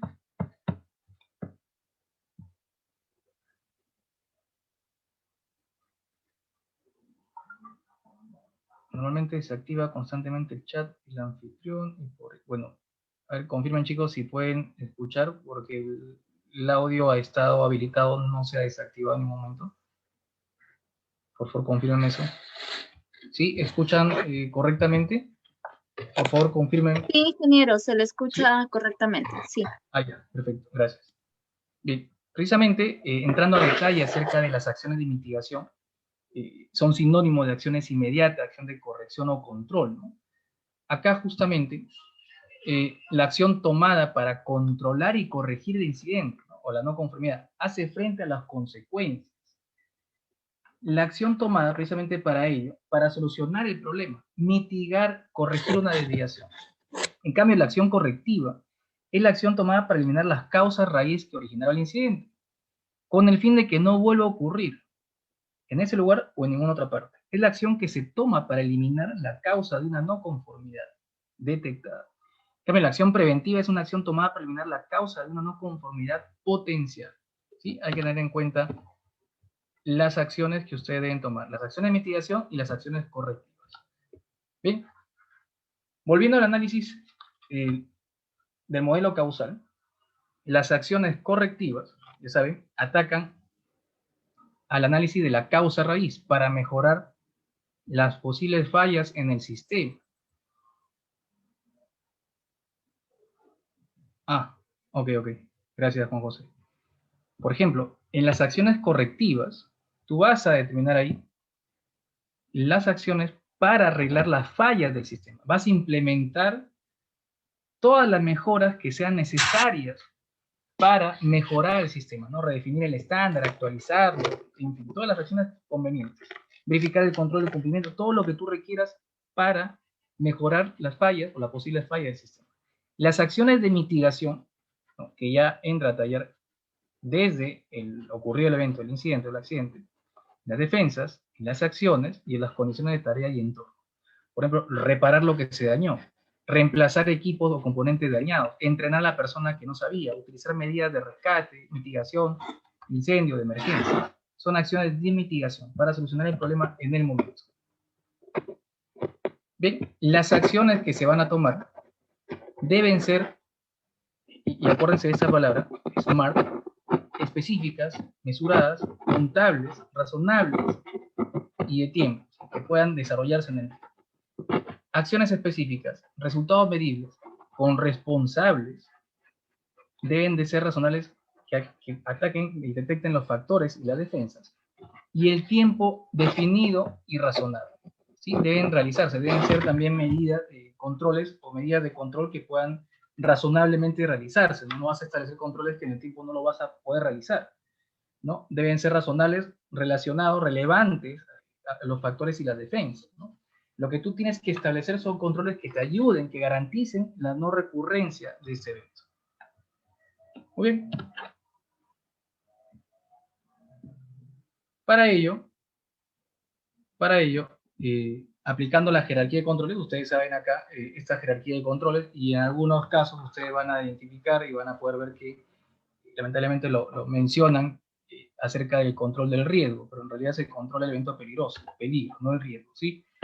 La aplicación de la jerarquía de controles, desde la eliminación, sustitución, control de ingeniería, controles administrativos, los equipos de protección personal. Bajo esa estructura tú vas a establecer tus controles. A mayor jerarquía, mayor efectividad, ¿sí? Recuerden, eso ya ustedes lo tienen claro en la metodología, por ejemplo, de elaboración de una matriz hiper. Tú tienes que establecer tus controles según esta jerarquía. Bien, de igual manera para la investigación de accidentes. Los controles tienen que ser, las acciones tienen que ser directamente a todos los factores y a las condiciones, a las acciones y a las defensas identificadas en el análisis de la investigación. Recuerden que todas las defensas, todas las acciones, todas las condiciones y todos los factores deben tener sus acciones, ya sean correctivas y de mitigación. ¿Cuáles son las acciones correctivas o dónde se van a establecer las acciones correctivas? Acá, en el sistema de factores organizacionales, ¿sí? Las acciones correctivas para corregir la posible causa raíz que se presentó y que no vuelva a ocurrir, no vuelva a suceder. Luego, las demás acciones son acciones de mitigación, ¿sí? Por ejemplo, acá, acción de mitigación en la condición 2, en la condición 3, ¿no?, en la condición 1, en la defensa 1 y 2. Las acciones correctivas, recuerden, son para detectar, ¿sí?, va directamente a la causa, las causas raíces del evento incidente para que no vuelva a ocurrir. Y las acciones de mitigación para solucionar el problema presentado en ese momento. ¿Ok? Acá, por ejemplo, les quiero dar esta imagen. Si me pueden ayudar, por favor, a resolver estas preguntas. Evaluemos las siguientes acciones. Son acciones correctivas, van a evitar la repetición del problema. ¿Qué opinan ustedes? Reinstruir al trabajador me va a ayudar a evitar que se repita el problema. A ver qué opinan, chicos. Sí, a ver. Recuerden que estamos hablando sobre acciones correctivas y acciones de mitigación. Tú, al reinstruir al trabajador, ¿qué estás haciendo? ¿Estás aplicando una acción correctiva o estás aplicando una acción de mitigación? Estás mitigando el evento. ¿Qué opinan ustedes? No necesariamente. Acción correctiva. Por ejemplo, y si yo acá menciono mejorar o desarrollar o actualizar el sistema de inducción a los trabajadores aplicando ciertos controles efectivos. Por ejemplo, si le doy el enfoque al mejorar la reinstrucción como falla del sistema, mejorar el sistema de inducciones al personal contratista o visitante, ¿sería una acción correctiva en ese sentido o no? Versus la reinstrucción al trabajador. Si yo establezco acciones correctivas, estoy desarrollando para las causas raíces de la organización, ¿sí? La reinstrucción al trabajador es una acción de mitigación, porque tú lo estás reinstruyendo y ya solucionaste el problema. Pero la falla posiblemente vuelva a suceder. Realizar una charla al personal y difundir el accidente, estás solucionando el problema, estás informando. Amonestar verbalmente, estás aplicando un control de mitigación. Realizar una capacitación al operador de grúa, ¿no? En este caso, enfatizando los riesgos. Está bien, estás aplicando un control de mitigación. Instalar señalética, estás aplicando un control de mitigación porque estás corrigiendo el problema en el momento. Limpiar todas las luminarias y realizar medición de luminosidad del área, también estás aplicando un control. Si tú lo enfocas, mejorar el sistema de mantenimiento de la luminaria de la planta, estás aplicando una acción correctiva. Si tú vas a desarrollar un programa de mantenimiento y reparación y actualización de la señalización en tu zona de operaciones, estás aplicando una acción correctiva, porque estás desarrollando desde el sistema, ¿no? Ese es otro enfoque. No vamos a salir del tema de Juan José acerca de la metodología Bowtie, que es un análisis de riesgo más enfocado a procesos. ¿Sí? Lo que nosotros debemos tener en cuenta es que las acciones correctivas van enfocadas, ¿sí?, a las causas raíz o las causales que se presentan en las fallas de la organización. ¿Bien? Finalmente vamos a elaborar el informe. Bueno, esta es una parte ya finalizar el tema. Vamos a consolidar la información, vamos a establecer plazos y responsables, vamos a hacer las lecciones aprendidas que le llaman, la difusión y seguimiento y cierre. Acerca de la consolidación de información. Recuerden que la información es confidencial, ¿sí? Vamos a hacer el resumen ejecutivo, la descripción del accidente, las acciones inmediatas tomadas, el cronograma y la metodología, los por qué, ¿no? Ahí Carlos Huahuazunco, ¿no?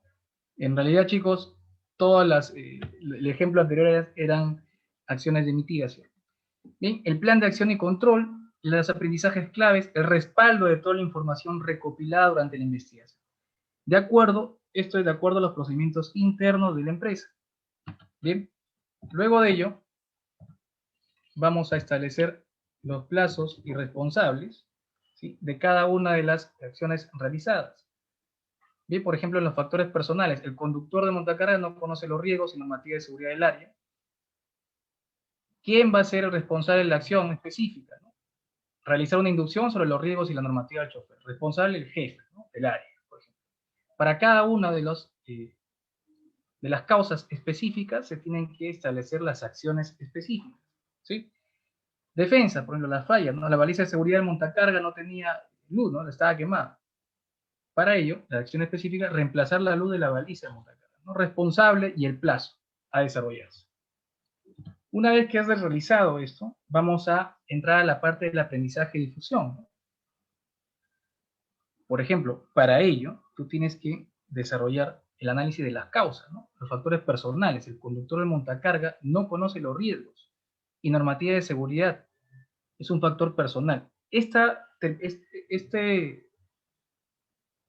código es justamente el código del modelo causal de James Rizzo, ¿sí? Si ustedes han visto en un análisis, y eso pasa, cuando tú haces una investigación de accidente, tú no debes colocar el código, tú no debes colocar esta nomenclatura, tú debes de colocar el análisis que realizaste, lo que hallaste en la investigación, ¿sí? Esto nada más es para que tú te guíes, tengas una referencia cuál es la falla o cuál es el incumplimiento que se realizó al hacer esta análisis. ¿Bien? Por ejemplo, la baliza de seguridad de montacarga tenía la luz quemada, que es un factor de trabajo de compras.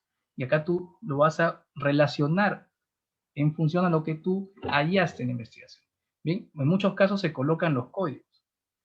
Nos podemos apoyar con la tabla SCAD. Ya, por ejemplo, la tabla SCAD utiliza este tipo de codificaciones, pero tú no vas a colocar el código.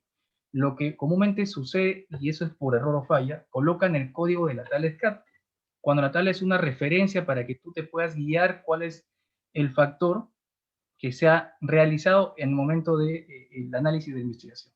¿Sí? Tenemos que nosotros describir a detalle lo que tú has hallado, las causas que originaron ese evento. ¿Ok? Estas son solamente etiquetas referenciales, por eso lo menciono acá, etiquetas o tipo de causa. En el sistema, la falla, el factor organizacional, el sistema de inducción no considera la inducción el primer día de trabajo de forma obligatoria, depende de la disponibilidad, ¿no? Son acá la etiqueta TR, ¿no? Sistema de inducción. Bien, hay que tener en cuenta eso, chicos. Lo pueden utilizar como referencia, sí, pero no deben ustedes colocar en un informe de investigación esa nomenclatura, ¿no? Estaría errada. Ustedes deben colocar las causas reales. Bien, y una vez que se ha hecho eso, vamos a hacer lo que llaman ustedes las lecciones aprendidas, ¿no? El aprendizaje. Clave. La operación de un equipo crítico por personal que no tenía las competencias suficientes, ¿no? La falta de señalización, iluminación del área, la forma como se planifican y realizan las inducciones, los sistemas de inspecciones, ¿no? En las áreas. ¿Qué hemos aprendido? La competencia de los operadores es clave, recordar siempre la regla, ¿no? Opera equipo solo si está autorizado y capacitado. Es fundamental mantener las condiciones seguras en todo área de trabajo. Recuerde cumplir con el programa de inspección de trabajo y reportar cualquier condición insegura. Se debe adecuar los procesos de entrenamiento a las condiciones y necesidades de las áreas, ¿no? Y esta información tú lo vas a difundir, lo vas a reportar a tu personal, a tu área, para que no vuelva a ocurrir un evento, no solamente en tu operación, sino en cualquiera. Luego de ello, tú vas a establecer las acciones por los responsables y la fecha de plazo de cumplimiento, y sobre eso vas a hacerle seguimiento. De acuerdo a ello, el desarrollo tiene que realizarse dentro del plazo, ¿sí? Por eso es que se establecen plazos, y plazos que se deben concretar, ¿ok? Tampoco ni muy holgados ni muy extensos, tienen que ser plazos en tiempo real. Bien, para todas las acciones, ya sean correctivas o mitigadoras.